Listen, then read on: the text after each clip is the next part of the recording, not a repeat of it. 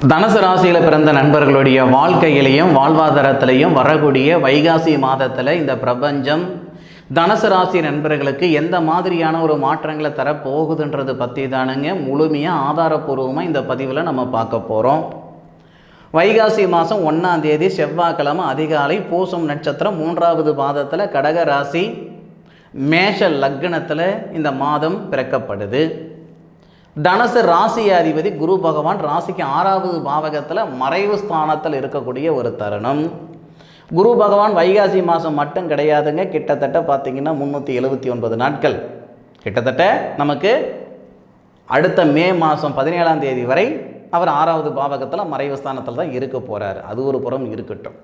ஆனால் 6வது பாவகத்தில் சூரிய பகவான் வரக்கூடிய ஒரே மாதம் இந்த வைகாசி மாதம் தானுங்க. சூரிய பகவானை கொண்டு தான் மாத பலன்கள் நம்ம பார்க்க சனி பகவானையோ ராகு கேதுவையோ குரு பகவானையோ பெருசாக எடுத்துக்க போகிறதில்ல. சூரிய பகவான் எந்த பாவகத்தில் இருக்கிறாரு, யாருடைய சாரத்தில் இருக்கிறாரு, எத்தனை டிகிரியில் இருக்கிறாரு, எத்தனாவது பாதத்தில் இருக்கிறாரு, எந்த இடத்த பார்க்குறாரு, இந்த மாதிரி அமைப்புகளை கொண்டு தான் நம்ம மாத பலன்கள் சொல்கிறோமே தவிர மற்ற கிரகங்கள் பெருசாக எடுத்துக்கிறது இல்லை.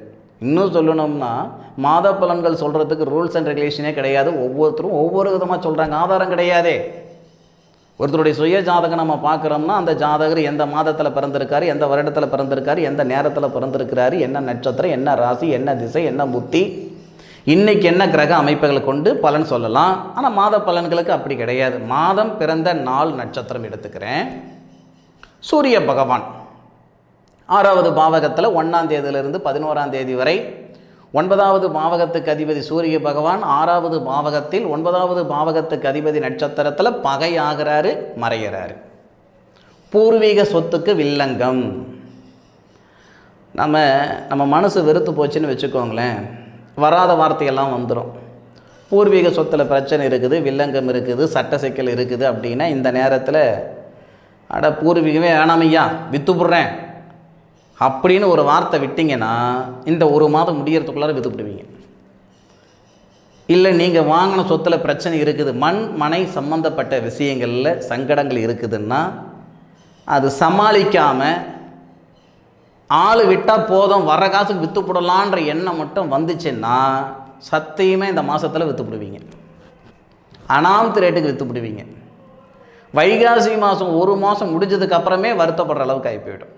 ரிஜிஸ்ட்ரேஷன் கூட பண்ணியிருக்க மாட்டீங்க, கை நீட்டு அட்வான்ஸ் வாங்கிடுவீங்க, அவங்களுக்கு எழுதி கொடுக்க மாட்டீங்க, அதுக்குள்ளே மாதம் முடிச்சு போயிடும். ஏன்டா நம்ம அட்வான்ஸ் வாங்கணும்ன்ட்டு பல தடவை யோசனை பண்ணுற மாதிரி ஆகி போயிடும். தயவு செய்து இந்த தனுசு ராசியில் பிறந்த நண்பர்கள் கொஞ்சம் பொறுமையாக சூதானமாக இருங்க. 6வது பாவகத்தில் இருக்கக்கூடிய சூரிய பகவான் உடல் ரீதியாக பிரச்சனைகள் கொடுக்கும், அதை விட மன ரீதியாக பிரச்சனைகள் கொடுக்கும், மன அழுத்தம் அதிகமாக ஏற்படுத்தும்.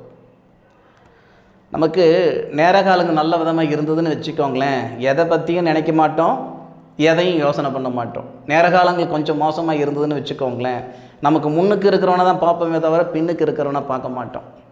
நமக்கு முன்னுக்கு இருக்கிறவன் ஹோண்டா சிட்டி காரில் வராரு அப்படின்னா நாம ஏன் அந்த மாதிரி வரக்கூடாது அப்படின்ற எண்ணங்கள் தான் அதிகமாக வரும். இது இயல்பு. தனுசு ராசியில் பிறந்த நண்பர்களுக்கு 6வது பாவகத்தில் கிட்டத்தட்ட 4 கிரகங்கள் இந்த மாதத்தில் வந்துடும். 7 கூடிய கிரகம் திருமண ஸ்தானாதிபதி திருமண காரகன் 6ல் மறைகிறாங்க. சுக்கிரன் திருமண காரகனுங்க, புதன் திருமண ஸ்தானாதிபதி. சுக்கிரன் 6ஆம் தேதி வராரு, புதன் 18ஆம் தேதி வராரு. திருமண ஸ்தானாதிபதியும் திருமண காரகனும் 6வது பாவகத்தில் சூரிய பகவானோடு சேர்ந்து அஸ்தமனம் ஆவாங்க. அப்போது கணவன் மனைவிக்குள்ளார ஒரு சில சங்கடங்களை கொடுத்துரும், காதலர்கள் இடையிலேயே ஒரு சில சங்கடங்களை கொடுத்துரும்.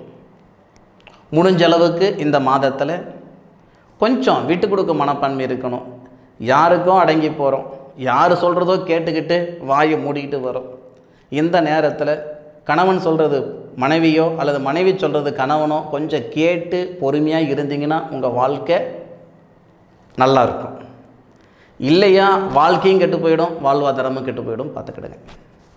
என்ன சார் பயமுறுத்துகிற மாதிரி சொல்கிறீங்க? பயப்படுறதுக்காக நான் சொல்லலைங்க, பாதகம் ஆகிடக்கூடாதுன்றதுக்காக தான் இந்த வார்த்தை நான் சொல்கிறேன். அதனால் இந்த சொத்து பத்து கைமீறி போகாமல் பார்த்துக்கோங்க. கணவன் மனைவிக்குள்ளார கருத்து வேறுபாடுகள் வராமல் பார்த்துக்கோங்க. அதுபோக இந்த வாகனம், ஏன்னா வாகன ஸ்தானாதிபதி அப்படின்னு நம்ம யார் சொல்லுவோம்னா லாபஸ்தானாதிபதி, அதாவது குருவை சொல்லுவோம். தனுசு ராசிக்கு 4வது பாவகத்துக்கு அதிபதி தானே.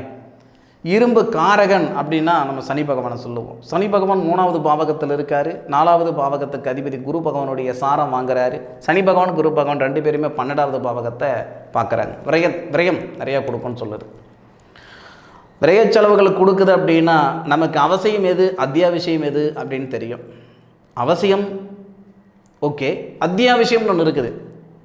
அவசியம்ன்றது 1 வருஷம் கழிச்சு கூட வாங்கிக்கலாம். அவசியம்ன்றது 2 வருஷம் கழிச்சு கூட நம்ம வாங்கிக்கலாம். இது அவசியமானது.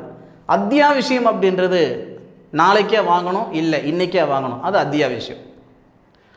அத்தியாவசியம் என்னவோ அதில் இன்வெஸ்ட்மெண்ட் பண்ணுங்கள். அவசியத்துக்கு கொஞ்சம் காலம் கழித்து நம்ம இன்வெஸ்ட்மெண்ட் பண்ணலாம். அனாமத்துக்கு தயவு செய்து பண்ண வேண்டாம். ஏன்னா புதன், சுக்கிரன், சூரியன், குரு இந்த 4 கிரகங்களுடைய பார்வை உங்கள் ராசிக்கு 12வது பாவகத்தில் படும். இந்த 4 கிரகங்களும் 6வது பாவகத்தில் மறைகிறாங்க. இதில் முக்கியமான சமாச்சாரம் என்னென்னா, புதன் தொழில் ஸ்தானாதிபதி.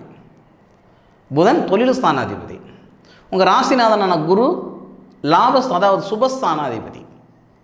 சுக்கிரன் லாபஸ்தானாதிபதி.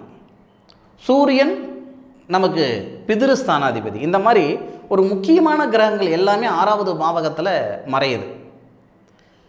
புதன், சுக்கிரன், குரு இந்த 3 கிரகங்களும் அஸ்தமனமாகுது சூரிய பகவானோட சேர்ந்து.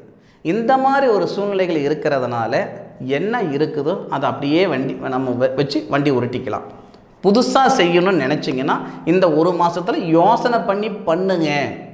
ஏற்கனவே செஞ்சு போட்டுங்க, பாதி வேலை முடிஞ்சு போச்சுங்க அப்படின்னா மீத வேலை இந்த மாதம் இதோ தடு மாதிரி செஞ்சுக்கலாம். புதுசாக தொடங்கணும்னா யோசனை பண்ணி பண்ணுங்க. அதுபோக யாருக்காவது நம்ம உதவி பண்ணணும், உதவி பண்ணுறதுல தப்பு இல்லைங்க. ஆனால் நம்மக்கிட்ட இல்லை, அடுத்தவங்கிட்ட வாங்கி உதவி பண்ணணுன்ற அளவுக்கு அவசியம் கிடையாது. நம்ம வீட்டு பணத்தை கொடுத்துவிட்டு அவங்க பின்னாடி நாயா பேயா அலையிற மாதிரி வரும். அவசியம் இல்லாத ஒரு விஷயம், பார்த்துக்கணும். இல்லைன்னு சொன்னால் அன்னைக்கு சங்கடம், மறுநாள் சங்கடம், 10 நாள் தான் சங்கடம் இருக்குன்னு கொடுத்தீங்கன்னா 1 வருஷம் 2 வருஷம் 10 வருஷம் சங்கடம் இருந்துக்கிட்டே இருக்கும், பார்த்துக்கோங்க.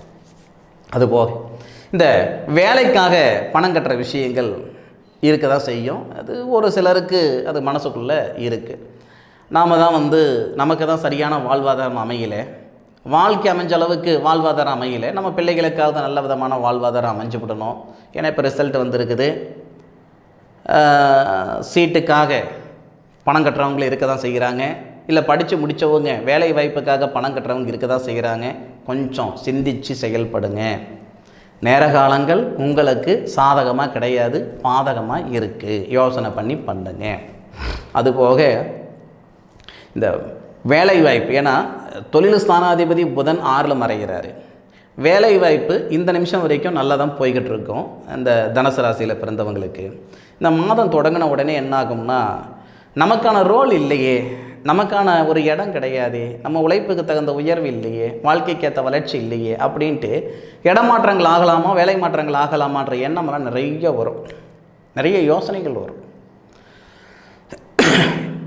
வேலை இருந்து அந்த வேலைக்கு இடமாற்றம் ஆகிறீங்கன்னா சந்தோஷம். இருக்கிற வேலையை விட்டுவிட்டு புதுசாக வேலைக்கு தேடலாம் நினச்சிங்கன்னா சங்கடமாகி போயிடும். அதனால் கொஞ்சம் யோசனை பண்ணி தொழில் ஸ்தானத்தில் கொஞ்சம் அடுத்த கட்டத்துக்கு போகிறதுக்கு முயற்சி பண்ணுங்கள். முக்கியமான ஒரு விஷயம் என்ன அப்படின்னா, வாகனம் கூட இந்த மாதம் எடுக்கிறது அடுத்த மாதம் கூட எடுத்துக்கோங்க. சார் எல்லாமே நெகட்டிவாக தான் இருக்குமா, சாதகமாகவே எதுவுமே இல்லையா அப்படின்னு கேட்டிங்கன்னா, சூரிய பகவானோட சுய நட்சத்திரத்தில் இருக்கிறாரு. 1ஆம் தேதியிலிருந்து 11ஆம் தேதி வரை அது கொஞ்சம் சாதகமாக இருக்கும். மாத தொடக்கத்திலிருந்து ஒரு 11ஆம் தேதி வரைக்கும் ஒரு 35% கொஞ்சம் சாதகமாக இருக்கும். அதன் பிறகு 8வது பாவகத்துக்கு அதிபதி, தனுசு ராசிக்கு 8வது பாவகத்துக்கு அதிபதி ரோகிணி நட்சத்திரத்தில் 4 பாதத்தில் சூரிய பகவான் வருவார். 11ஆம் தேதியிலிருந்து 25ஆம் தேதி வரை இது சத்தியமாக நல்லது பண்ணாது. அதுக்கப்புறம் 25ஆம் தேதியிலிருந்து 32ஆம் தேதி வரை மிருகசீரிஷ நட்சத்திரத்தில் சூரிய பகவான் வருவார். அப்போ சூரிய மங்கள யோகம் சொல்லுவாங்க, ஆனாலும் பிரயோஜனம் இல்லை. சூரிய பகவான் 6ல் மறைகிறாரு, 12ல் பார்க்குறாரு. இந்த நேரம் வேணும்னா நீங்கள் இந்த வெளிநாட்டில் இருக்கிற நண்பர்களுக்கு யோகமாக இருக்கும். உள்நாட்டில் இருக்கிற நண்பர்களுக்கு இல்லை, வெளி மாநிலத்தில் இருக்கிற நண்பர்கள் இல்லை வெளிநாட்டில் இருக்கிற நண்பர்களுக்கு ஒரு நல்ல பிராத்தமாக இருக்கும். வைகாசி மாதம் 25ஆம் தேதியிலிருந்து வைகாசி மாதம் 32ஆம் தேதி வரை. ஐயா, நல்லது ஒரு மாதம் கழித்து கூட நடக்கட்டுங்க. ஆனால் கெட்டது நடக்காமல் இருக்கணும், நடக்கக்கூடாதுன்றதுக்காக தான் நம்ம போராடணும். ஜோதிடம் அப்படின்றது வரக்கூடிய விஷயங்களை தெரிஞ்சுக்கிறதுக்காக தானுங்க. நாள் பார்த்து நட்சத்திரம் பார்த்து ஒரு சுபகாரியம் பண்ணுற மாதிரி, பட்டம் பார்த்து பயிர் செய்கிற மாதிரி நம்மளுடைய கிரக அமைப்புகளுக்கு தகுந்த மாதிரி தான் நம்மளுடைய வாழ்க்கையை நம்ம வாழ்ந்துக்கிடணும். தனுசு ராசியில் பிறந்த நண்பர்களுக்கு இந்த மாதம் கொஞ்சம் பாதகமாக தான் இருக்குதே தவிர சாதகமாக கிடையாது. நான் பாதகமாக இருக்குது அப்படின்ட்டு கமெண்ட்டில் 4 பேர் 40 விதமாக சொல்ல தான் செய்வீங்க. சத்தியமாக அதை பற்றி நான் கவலைப்படலிங்க. ஏன் அப்படின்னா, ஒரு விஷயம் நடந்ததுக்கப்புறம்தான் அது உண்மையாக பொய்யான்னு தெரியும். நடக்கிறதுக்கு முன்னாடி 1000 பேர் 1000 விதமாக சொல்லுவாங்க. நடக்கக்கூடாதுன்றதுக்காக தான் இந்த நேரத்தில் இந்த பதிவு கொடுக்குறேன். பத்திரமா பாதுகாப்பாக கரெக்டான ஒரு முறையில் நம்ம இருந்துக்கிட்டோம்னா நம்மளுடைய வாழ்க்கையே நல்லா இருக்கும், வாழ்வாதாரமும் நல்லா இருக்கும். உங்களுடைய சுய ஜாதகத்தில் இருக்கக்கூடிய கிரக அமைப்புகளுக்கு தகுந்த மாதிரி மாற்றங்கள் இருக்க தான் செய்யும். ஆனாலும் ஓரலாக பொது பலன், கோச்சார பலன் அப்படின்னா தனுசு ராசி நண்பர்களுக்கு சாதகமாக கிடையாது. சரி நண்பர்களே, என்னுடைய காணொலியை முழுமையாக பார்த்தமைக்கு மனசிலிருந்து மனமார்ந்த நன்றிகளை சொல்லிக்கிறேனுங்க. மீண்டும் அடுத்த ஒரு அற்புதமான தருணத்தில் உங்கள் அனைவரையும் சந்திக்கும் வரை உங்களிடமிருந்து விடைபெறுவது உங்கள் வீட்டு ஜோதிட நண்பனான மா காளிதாஸ் மணிகண்டன். திருச்சிற்றம்பலம். வாழ்க வையகம், வாழ்க வளமுடன், வளமுடன்.